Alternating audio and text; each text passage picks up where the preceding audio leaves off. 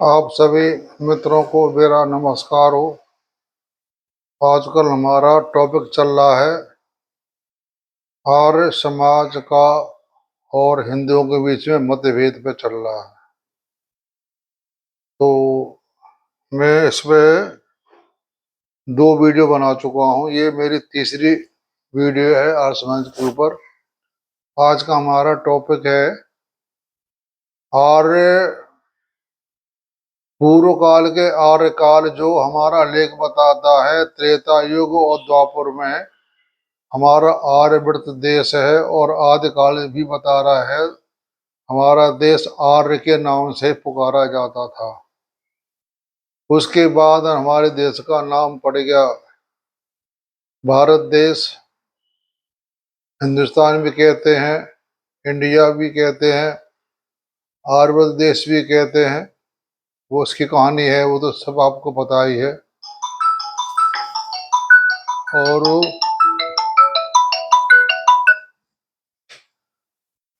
और अब मैं आजकल के जो हमारे आर्य समाज जो बना हुआ है संगठन, उसमें कुछ मतभेद सा पड़ गया है। मेन मतभेद है मूर्ति पूजा का, और सब ठीक है, कोई खराब नहीं है। आर्य संस्था जो चला रही, कोई खराब काम नहीं, अच्छा काम कर रही है, कोई बुराई वाली बात नहीं है। बात यहीं पर फंसती है आकर के मूर्ति पूजा के ऊपर। इनके गुरु ब्रजानंद जी जो थे, वो मूर्ति पूजा को नहीं मानते थे। क्यों नहीं मानते ये तो खैर हमें पता नहीं है। तो उसी का प्रचार किया हमारे स्वामी दयानंद सरस्वती ने, प्रचार किया कि मूर्ति पूजा ना करो। तो पहली बात तो मैं ये कह रहा हूँ, जो आज के जो स्वामी है ना, स्वामी सच्चिदानंद जी, जिसको कहते हैं सच्चित आनंद, पूर्ण ब्रह्म। सच्चिदानंद का अर्थ होता है सत चित आनंद। अविनाशी सत हो गया, चित हो गया हमारा चैतन्य, और आनंद हो गया परमानंद।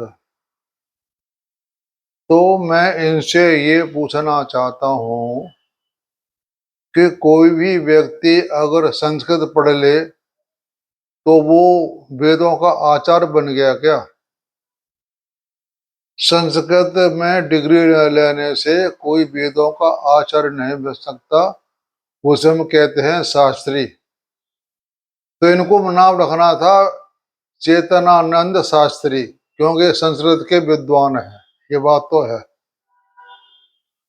और इन्होंने अपने सामने लगा दिया स्वामी या आचार्य लगा दिया, जो कि पद हमारे दयानंद सरस्वती के बराबर में ही आता है। और स्वामी सदानंद जी तीन चार हो चुके हैं। एक तो गुजरात में हो चुके हैं, और एक दक्षिण भारत में हो चुके हैं, एक वृंदावन में हो चुके हैं, और चौथे नंबर पे ये आते हैं। और भी हुई है, लेकिन मैंने गूगल से पता किया, उसमें ये बताया सच्चिदानंद स्वरूप के स्वामी बहुत हो चुके हैं। तो ये कहते हैं कि ब्रह्म का कोई आकार नहीं है। मैं आप वर्तमान युग की बात कर रहा हूँ। आकार नहीं है तो हमारे हिंदुओं ने या आपने ब्रह्म की मूर्ति कहाँ बनाई? कोई नहीं बनाई है। हमारे वेदों में देवताओं का उल्लेख आता है ना, ब्रह्मा विष्णु महेश इंद्र ऋषि वगैरह, और भी देवताओं का, सभी का, वायु पवन अंग सबका देवता का नाम आता है। तो मैं आपसे ये पूछ रहा हूँ कि जब देवताओं के नाम है तो उनकी शकल तो कोई होगी ना। जब भी हमारी सृष्टि आरंभ हुई, कभी भी हुई हो, इसका हमें नहीं पता कब हुई, क्या हुई। ब्रह्म है तो आत्मा भी है, आत्मा है तो ब्रह्म है, दोनों का साथ हमेशा रहा है। छाया छाया की भांति साथ हमेशा रहा है, इनका कभी अलग नहीं हो सकते। जैसे हम हैं तो हमने अपने पिताजी के बारे में लिख दिया, या हमारे बाबा के बारे में हमने लिख दिया, परदादा के बारे में, वो कहानी आगे चलती रहेगी, क्रम से क्रम वो आगे कहानी बढ़ती रहेगी। ऐसे हमारे ऋषियों ने, महर्षियों ने देवताओं का स्वरूप तो देखा है ना, देवताओं का स्वरूप तो देखा है, तो उसी प्रकार जो मूर्ति उन्होंने बना दी उसको बनाते चले आए। फिर मैं आपसे ये पूछता हूँ कि मूर्ति पूजा में अ, हानि क्या है? जो हम पूजा करते हैं, साकार रूप से पूजा करते हैं, जब हम ध्यान करते हैं ना, तो ध्यान में निराकार की पूजा होती है। हम कोई भी काम करेंगे, आपने सबसे लास्ट का टॉपिक रख दिया ब्रह्म का। अरे ब्रह्म तक हम कैसे पहुंचेंगे भाई? कोई ये तो है नहीं कि हवा में उड़ के ऊपर आसमान में पहुंच जाएंगे। क्रम बाय क्रम ही ब्रह्म तक पहुंच पाएंगे। गीता में भगवान कृष्ण ने कहा है, या योगी कह लो या आर्य कह लो, कि हम साकार के बिना निराकार को नहीं पा सकते। हम अपने कोई सीढ़ी बनाएंगे तो सीढ़ी चढ़ते चढ़ते जब हम पूजा करते हैं, मैं आम लोगों की बात कह रहा हूँ, जब पूजा करते हैं, किताब पढ़ते हैं, उनको और भी बातें मिलती हैं, और उनका फिर आगे सोचते हैं, तो फिर वो ध्यान में चले जाते हैं, ध्यान भी करते हैं। जो ध्यान होता है वो होता है निराकार का, पूजा होती है साकार की। हमारे स्वामी सदानंद स्वरूप जो वर्तमान में है, मैं उनसे ये पूछा हूँ, आपने कभी वेदांग पढ़े? कभी आपने वेदांग 6 होते, वेद के अंग 6 होते, कभी आपने पढ़ा है?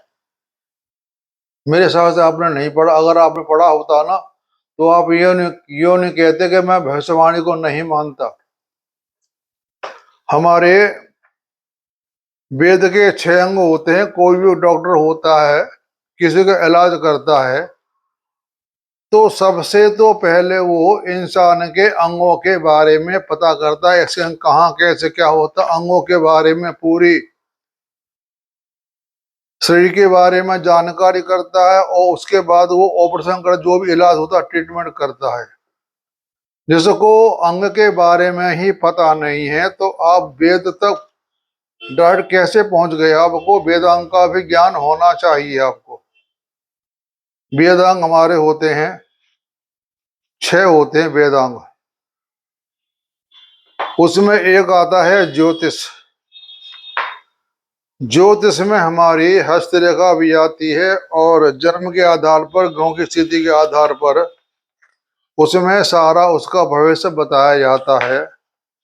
और फिर हमारे वेद में तो हर तरह की बात दी हुई है, अच्छी भी बुरी भी। तंत्र दिए हुए हैं, मंत्र दिए हुए हैं, यज्ञ के बारे में दिया हुआ है, मैं बहुत सी बातें दी हुई हैं। और जो ये भूत सिद्धि, जो लोग तांत्रिक विद्या है, वो भी वेद से निकली है, कोई बाहर से नहीं आई है। तो तंत्र, मंत्र, पूजा, ये सभी वेदों से ही निकली है। और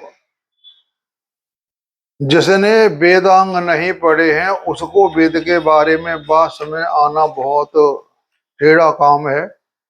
वेदांग पढ़े नहीं आपने और वेदों की स्तुति कर दी, वेद का समझना बहुत कठिन है। जो ज्योतिष अंग है, ज्योतिष कहते हैं आंख को। आंख से हम सब कुछ देख सकते हैं, बगैर आंख के हमारा जीवन बेकार है। कोई एक अंधा आदमी होता है, अंधा, तो उसके लिए जीवन ये बेकार सा होता, क्योंकि वो कोई बेचारा कोई देख ही नहीं पाता। कान न हो तो ही बेकार होता है। जैसे हमारे वेद का अंग होते हैं नाक, उसे कहते हैं शिक्षा। शिक्षा में अध्ययन, वेद का उच्चारण, वेदार्थ निर्णय और उसके क्रियाकलापों का निर्देशन की विधि बताने के लिए शिक्षा बताया है। चलो आपने शिक्षा पढ़ ली। कल्प, कल्प के अनुसार वेद वेद कर्मों की जिस शास्त्र से कल्पना की गई उसे कल्प कहा जाता है। बिना सूत्रों की सहायता के बिना यज्ञ आदि विधि विधान का ज्ञान असंभव है। उसे कल्प कहते, उसे कहते हैं हाथ। एक हो गया व्याकरण, उसे कहते हैं मुख। व्याकरण का मुख्य उद्देश्य यह है कि वेद की स्वरूप की रक्षा, इसके लिए वैदिक शब्दों की सिद्धि व्याकरण से पुष्ट होती है और आवश्यकता होती है। व्याकरण विरुद्ध मानकर उसे गलत सिद्ध करने की संभावना हो जाती है। और फिर आता कान, कान को वैसे काहे निरुक्ति, यह साहित्य व्याकरण की कमी को पूरा करता है। मैं संधि विच्छेद को करने में यह सहायता पूरी करता है। हमारे वेदों में जो वर्तमान में जो वेद हमारे चल रहे हैं, जो महिदानंद बताए हैं श्लोक तो ठीक है, उसमें कुछ अर्थों का भी कुछ कहीं कहीं प्रयोग गलत किया गया है। पितर, पितृ का पितृ, पितर, पितरु, पितृ, पितृ, ये हमारे तीन हैं वाक्य, उसमें उसका अर्थ लिख दिया है विद्वान। जबकि पितर और पितर ऐसे होता है हमारे पूर्वज जो जा चुके हैं वो या मौजूद हैं वो, तो उसमें उनका अर्थ लिख दिया है। ये 19 अध्याय में है, 35-40 श्लोक के करीब, उसमें पितरों का श्राद्ध के बारे में आता है। और आप श्राद्ध नहीं मानते, श्राद्धों का जबकि उल्लेख है यजुर्वेद में 19वां अध्याय में 30-35 से लेकर 40 श्लोक तक, उसमें श्राद्ध का मनाया। तो आप कहते हम श्राद्ध नहीं मानते हैं, तो आपकी बात में कैसे मान लूं कि मूर्ति पूजा ना करो। तो वेदों में लिखे थे और बृहस्पति हमारे देवताओं के गुरु हैं। आपने बृहस्पति बना दिया ब्रह्मांड का एक बड़ा पिंड या कोई बड़ा, उसमें आपने बृहस्पति का बखान नहीं किया। शिव जी हैं, शिव जी का लेख है उसमें, उसमें शिव जी को आपने आनंद स्वरूप बना दिया, वो ठीक है, वो शिव जी आनंद स्वरूप है, इनकी कोई फोटो, उनकी कोई शकल तो होगी, हमारे ऋषियों ने तो देखा होगा। सतयुग में तो देवताओं की और मनुष्यों की आपस में बात होती थी, आजकल नहीं होती। आजकल भी कुछ ऐसे हैं जो तपस्या करते हैं हिमालय पहाड़ में, उनकी बात तो होती होगी, मेरा अंदाज ये है देवताओं से। तो इन्होंने देवताओं की मूर्ति बनाई है। फिर आपको ये क्या परेशानी हो गई कि आप लोग ये कहते हैं उनके 4 मुंह बना दिए, उनके 6 हाथ बना दिए, कैसे सोते? अरे आपको बड़ी चिंता लगी उनको सोने की और उठने की, बैठने की। ये कैसे सोते हैं, 4 मुंह कैसे मुंह करोड़ लेते होंगे? आपने ऐसी बातें पकड़ ली जो मैं मानता हूं कुछ बातें हमारे यहाँ भी गलत लिखी दी गई हैं, अर्थ का अनर्थ कर दिया गया। आपने एक गलती पकड़ी तो आपने उसमें सारे पे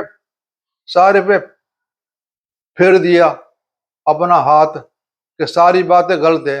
एक आध गलती चल हो गई, मानता हूं मैं कि हनुमान जी बंदर थे, हर एक कोई नहीं कहता बंदर थे। मैं नहीं कहता हनुमान जी बंदर थे, जामद ऋषि थे, मैं नहीं कहता इस बात को।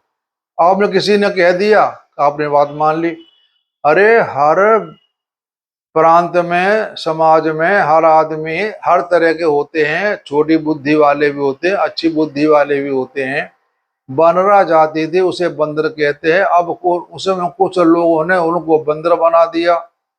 जामद ऋषि थे, उनकी कन्या श्री कृष्ण से ब्याही गई थी, ऋषि बना दिया और उनको लड़की बना दी। तो ये बातें भ्रमित बातें हैं, इनका तो मैं भी खंडन करता हूं, ये बातें गलत है। लेकिन ये नहीं कि एक बात गलत तो सारी बातों को आपने पानी फेर दिया कि सारी बातें गलत हैं। फिर जब वेदों में सभी देवताओं को लेख है और देवताओं को मूर्ति बना दी, चाहे 4 मुंह लगा दिए, चाहे 6 मुंह लगा दिए, चाहे 6 हाथ लगा दिए, 12 हाथ लगा दिए, इसमें क्या दिक्कत है? फिर आपको बात बता देता हूं, जो परमहंस योगी होते हैं ना, परमहंस योगी में इतनी ताकत होती है, अपना कुछ भी रूप बना सके, जंगल में घूम सकते हैं, शेर बन जाए, जानवर बन जाए, आदि बन जाए, इनमें ये ताकत होती है, इसका प्रमाण है। फिर आपने वेदांत नहीं, वेदांत में ब्रह्म की बातें सारी दी होती हैं, उसे कहते हैं 9% कहते हैं, कोई 9 कहता, कोई 11 कहता, उसमें टोटली ब्रह्म के बारे में दिया गया हुआ है कि ब्रह्म किसे कहते हैं। उसे मैंने पढ़ा है, देखा है। फिर ये जो हमारा उपनिषद है, इसमें भी ब्रह्म के बारे में भृगु ऋषि और वरुण के पुत्र भृगु ऋषि, वरुण के पुत्र भृगु ऋषि थे, उनमें भी ब्रह्म के बारे में बहुत सी बातें हुई हैं। उन्होंने उनको समझ आएगा ब्रह्म कौन कौन होता है। और नचिकेता यम संवाद भी उपनिषद में दिया हुआ है। ये नचिकेता संवाद जो दिया हुआ है, यह कृष्ण यजुर्वेद की कंठ सागर अंतर्गत के शुरुआत में दिया हुआ नचिकेता यम संवाद, और ब्रह्म सूत्र में भी दिया हुआ है अध्याय 1 में 3 से 24 श्लोक तक, और एक आपका दिया सामवेद में तलवकार ब्राह्मण अंतर्गत दिया हुआ है। उसमें देवताओं को यक्ष का रूप दिखाया ब्रह्म ने, देवताओं को अग्नि, पवन और इंद्र को। ये उपनिषद में दिया हुआ है, केनु उपनिषद में, और सामवेद में तलवाकर ब्राह्मण अंतर्गत दिया हुआ है, जिसमें जब देवताओं और मनुष्यों का युद्ध हुआ था तो उसमें देवताओं और असुरों का, उसमें जब मनुष्य लोग जीत गए, देवता लोग, तो उन्होंने घमंड हो गया, तो उस टाइम ब्रह्म ने यक्ष का रूप एक लंबा सा आकार रख करके उनको दर्शन दिया, और उनसे आपस में बातचीत हुई है। तो मैं कैसे मानूं? फिर हमारा देश आर्य देश है, वो भी आर्य थे, और हम भी आ रहे हैं, आप भी आ रहे हैं। आर्य कोई जाति नहीं, जो भारत में रहता है उसे कहते हैं आर्य। जाति किसी का हो उसका मैं नहीं कहूंगा, कोई जन्मजात हमारे वेदों में नहीं दी हुई, कहीं भी नहीं दी हुई है। जो जाति हमारी है वो कर्म के अनुसार जिसने जो काम किया वो जाति बन गई। जाति का उल्लेख सर हमारे शरीर में दिया हुआ है। ब्राह्मण सर है, भुजा क्षत्रिय है, पेट वैश्य है, और नीचे का हिस्सा कमर से वो शूद्रों का माना जाता है। हम चारों वर्णों के बगैर एक आदमी का गुजारा होना असंभव है। उन्होंने इस रूप से बताया वेदों में, चारों वर्णों को एक दूसरे वर्ण के बिना अधूरे हैं। चारों वर्ण मिलकर के काम करेंगे तभी काम हो सकता है, वरना वो असंभव है काम। फिर हमारे में आपको बताता हूं मूर्ति पूजा। आदिकाल से राम को भी आर्य के नाम से पुकारा गया है, और द्वापर में भी आर्य पहले भी थे। अब ये 150 साल से कहां से ये नई चीज पैदा हो गई कि मूर्ति पूजा मत करो। वो त्रेता युग बीत गया, द्वापर बीत गया, तब किसी ने इसका वो विरोध नहीं किया, और आप इसका विरोध करके प्रचार फैला रहे हैं। आपकी बात से कितने लोग सहमत है पता है आपको? आप बाहर घूम कर देख रहे हैं। मैंने जाकर अभी सत्संग हुआ था दिल्ली में, रोहिणी में, जिस दिन प्रधानमंत्री आए उस दिन तो भीड़ थी, बाकी दिन भीड़ बहुत कम थी। यानी जो भी समाज के संस्थापक लोग इकट्ठे हुए थे, जो उनके साथ आए थे, उन्हीं की भीड़ दिखाई दी बाद में। और बाहर के लोग तो बहुत ही कम थे। मैं 2 दिन गया हूँ उसमें ग्राउंड में, और हवन कुंड भी सिर्फ 3 थे गिनती के। जब हवन कुंड की गिनती इतनी अनगिनत थी, कितने हवन कुंड हुए? सिर्फ 3 हवन कुंड थे। 3 में ये प्रोग्राम चल रहा था, हर 20 मिनट के बाद लोगों को बैठाते रहते युद्ध, और अपन हवन करते रहते थे। तो कितना हवन से मतलब वो था, इतना कोई खास नहीं था। हाँ, लेकिन प्रोग्राम अच्छा था, लोग आए गए, किताबें खरीदी, वेद ले, कोई कुछ ले गया। उससे खैर अंतर तो पड़ेगा ही। और मैं बात रहा हूँ आपको, सोमनाथ मंदिर की आप कहानी लेके बैठ जाते हो कि सोमनाथ मंदिर लूट लिया, उनके भगवान होते तो बचा लेते। भगवान या ब्रह्म तो सबके हैं ना। जो लूटने आए थे उनके भी तो भगवान हैं, कि उनके नहीं है? वो राक्षस तो नहीं थे। राक्षस और आदमी एक ही जाति के हैं। राक्षसों के कोई सींग नहीं होते। जो गलत काम करता है वो राक्षस, जो सही काम करता है वो मनुष्य। तो मैंने पता किया गूगल से, हमारे सोमनाथ मंदिर के बारे में, तो उन्होंने कहा कि इसका पुनर्निर्माण हुआ, इसका लेख कब हुआ, ये कब बना, इसका कोई आधार नहीं है। फिर पता किया मैं रामेश्वरम का निर्माण हुआ था त्रेता युग में, जब राम लंका से वापसी आए थे तब वहां स्थापना की थी। यानी जब राम लंका आए थे तब उन्होंने स्थापना की थी, गए थे तब रामेश्वरम में। तो वो त्रेता युग का है। और हमारे जो दक्षिण में जो मंदिर बने हैं ना, पद्मनाभी, पद्मावती, महालक्ष्मीवती मंदिर जो बने हैं, ये करीब करीब 800 ईस्वी से लेकर 1000 ईस्वी तक के बीच में मंदिर ये बने हुए हैं। तो इनको भी आज 1500 साल करीब हो गए हैं। हमारा जो द्वारका का मंदिर है उसकी हिस्ट्री बताइए। 2500 वर्ष पहले बना था। और वो बद्री के केदारनाथ का जो मंदिर है वो भी करीब करीब 1000 ईस्वी में बना था। जगन्नाथ का मंदिर भी सन 11 ईस्वी के आसपास बना था। तो मैं आपको बता रहा हूं, यानी सन 800 से लेकर के 1100 तक हमारे जगन्नाथ, दक्षिण में जो मंदिर बने बने वो ये बने, और द्वारका का भी मंदिर बना। दो मंदिरों का लेख नहीं है। सोमनाथ मंदिर का लेख नहीं है कब बना था, लेकिन रामशरण का लेख है ये त्रेता युग में बना था। तो आप तो एक देवताओं को मानते नहीं है, जबकि देवताओं के नाम वेदों में लिखा हुआ है, मैंने पढ़ा है। वेदों में लिखा हुआ है, वेदांत वेदांत लिखा हुआ है। वेद पहला जो हिस्सा होता है वो कर्म कांड का होता है, यानी हमारे शारीरिक सुख के लिए होता है, ज्ञान सारी ज्ञान होता है। और वेद के अंत के भाग में ब्रह्म ज्ञान के बारे में बातें दी हुई हैं, उसके लिए बना गया है हमारा वेदांत यानी उपनिषद। आप पुराणों को भी नहीं मानते, आप सिर्फ मानते हो तो जो किताब स्वामी दयानंद सरस्वती बनाई है उसको मानते ही तो आप सही है, बाकी सब गलत है। कितनी पुरानी बात है। त्रेता युग बीत गया, द्वापर बीत गया, सतयुग चला गया, कलयुग अभी ये 5035 साल हुए हैं, ये चल रहा है। अब 150 साल से आए। इससे पहले मूर्ति पूजा नहीं होती थी क्या? इससे पहले मूर्ति पूजा होती थी, तब कौन को ही बोला। अब आप कह रहे मूर्ति पूजा ना करो। तो ये बात मेरी समझ से बाहर है। और सब ठीक है, कोई आप खराब काम नहीं कर रहे।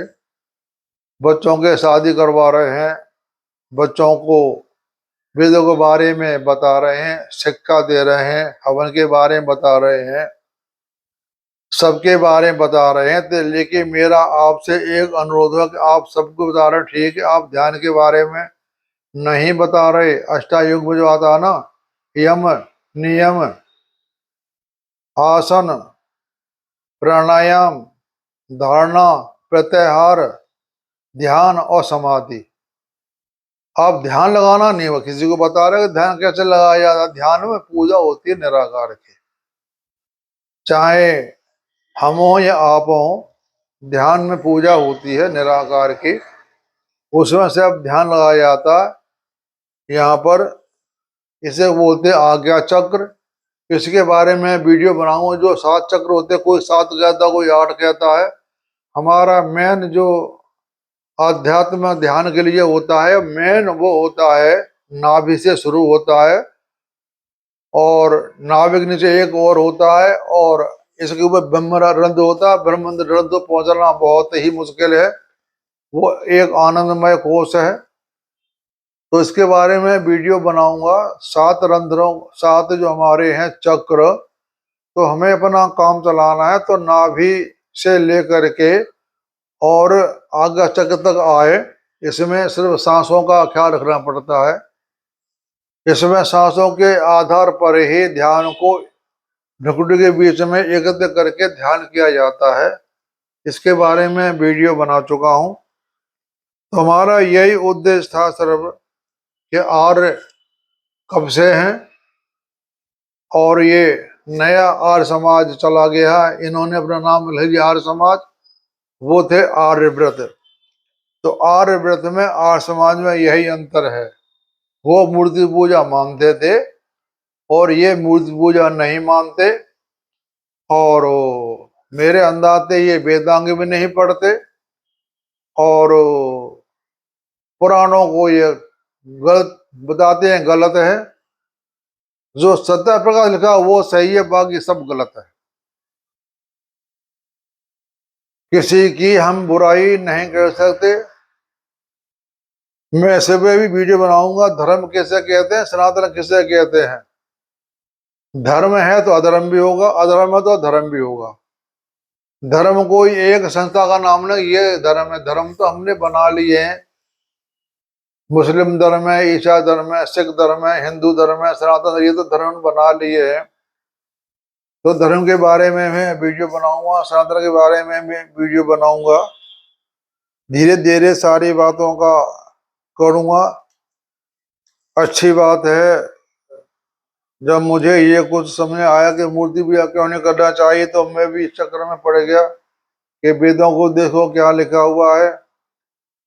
सत्य सत्या प्रकाश देखो उसमें क्या लिखा हुआ, सारे बातें पढ़ो, उपनिषद पढ़ो।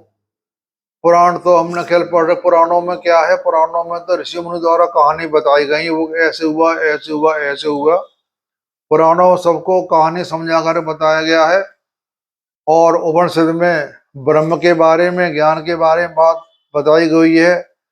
हम वेद पढ़ के ब्रह्म ज्ञान को प्राप्त करना बहुत मुश्किल है, क्योंकि वेद बहुत लंबे होते हैं और पढ़ने में बहुत टाइम बीत जाता है। जो ज्योतिष विद्या होते हैं, हमारे गुरु कहते हैं ज्योतिष विद्या आप एक जन्म में नहीं सीख सकते। वेदों की बात दूर रही आप, जो वेद के अंग हैं, 6 अंग हैं, मैं अभी आपको बताए थे, वो हम एक जन्म में पूरा नहीं कर सकते। अथाह समुद्र, जब हम वेद के एक अंग को ही पूरा नहीं पढ़ सकते, तो वेद का अर्थ निकालने में बहुत असंभव। जो मेन बात होती वो ले लेते हैं, बाकी बातों में पहुंचना बहुत मुश्किल होता है। यह जो हमारे को जो भी परमहंस हुए हैं, जो कि 5 साल, 6 साल, 10 साल के अवस्था से ही उसमें लग गए हैं, उन्होंने अपना जीवन बिता दिया, तो वही कर सकता है। बिगड़ तपस्या के कुछ नहीं मिल सकता। और परमहंस जो बनते हैं उन्होंने बड़ी मेहनत की है। हाँ, ये बात मैं मानता हूँ, जो आदमी अंधा होता है ना, अंधा, वो मूर्ति पूजा को नहीं मानेगा, क्योंकि उसको कुछ दिखाई देता नहीं, तो मानेगा कैसे कि मूर्ति होती है। आंख वाले ही सिर्फ मान सकते हैं मूर्ति होती है, ऐसी होती है, काली, गोरी, पीली जैसी होती है। बेचारे एक अंधा आदमी है, तो वो कहाँ से मान पाएगा।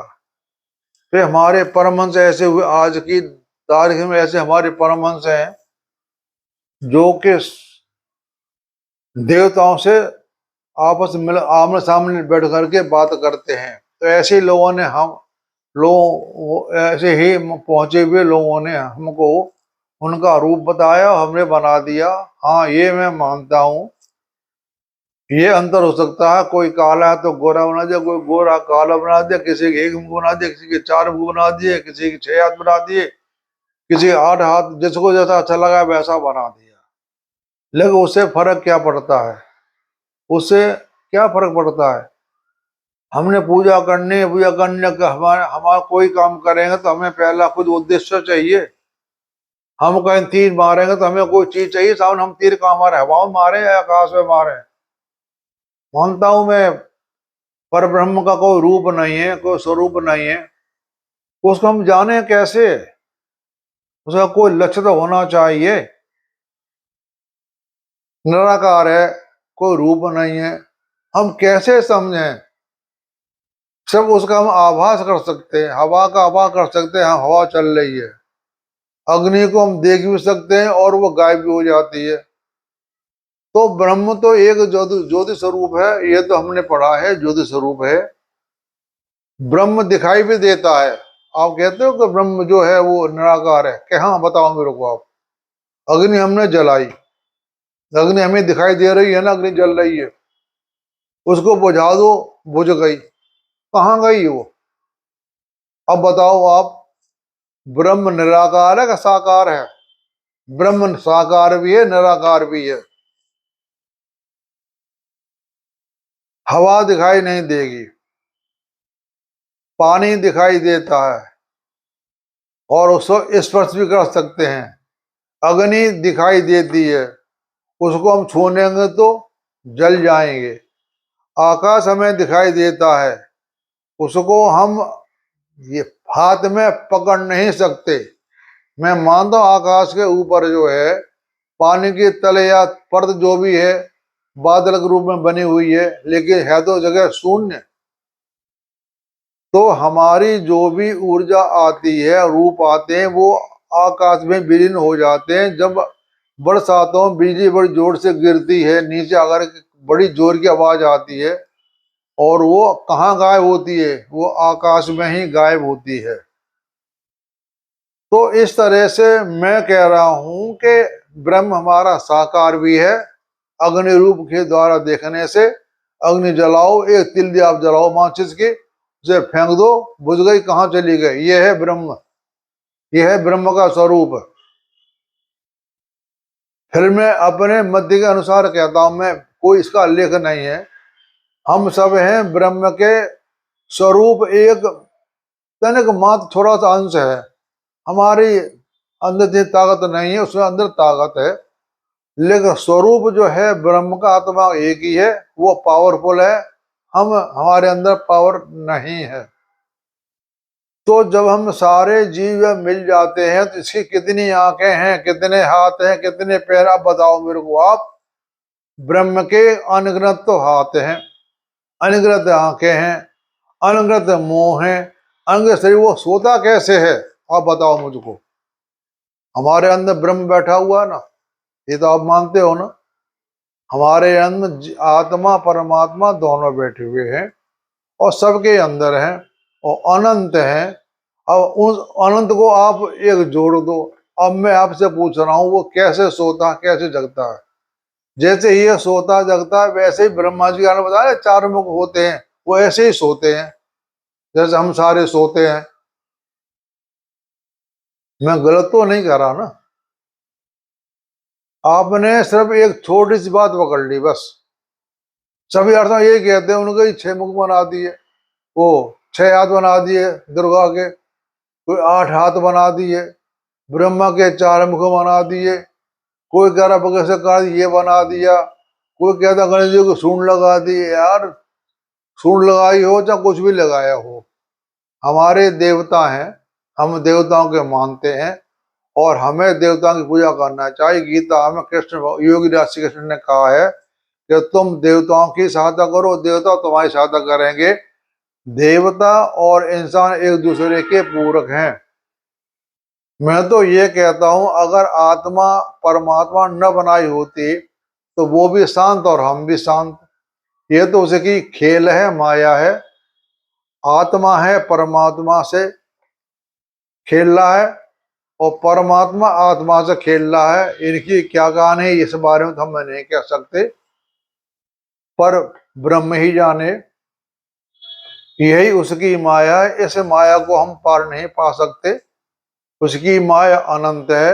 अनेक ऋषि मुनि हो गए, उनकी माया का पार न किसी ने पाया है, और ना ही कोई पा सकता है। फिर मैं आपसे एक मोटी बात कह रहा हूं, जो हमारा ब्रह्म है, जो शक्ति है, ऊर्जा ना है, ऊर्जा जो एक पावर है, वो सबको चला रही है। कैसे किसी को क्या करना, उसे सारा काम अपने आप कर रहा है। हमारा आपका क्या उद्देश्य? हम आप तो एक निमित्त मात्र आज हैं, कल नहीं होंगे, लेकिन दुनिया चलाने के लिए वो दुनिया चला रहा है, बना रहा है, सबका लालन पालन कर रहा है। जो जैसा कर्म करेगा उसको वैसा ही फल मिलेगा। सीधा सिद्धांत है, जैसा करो वैसा भरो। तो ये मैंने आपको बता दिया कि पूर्व काल के आर, आज गए आर, कल आर समाज में यही अंतर है। आप सभी को मेरा नमस्कार, आप सबका सुनने का धन्यवाद।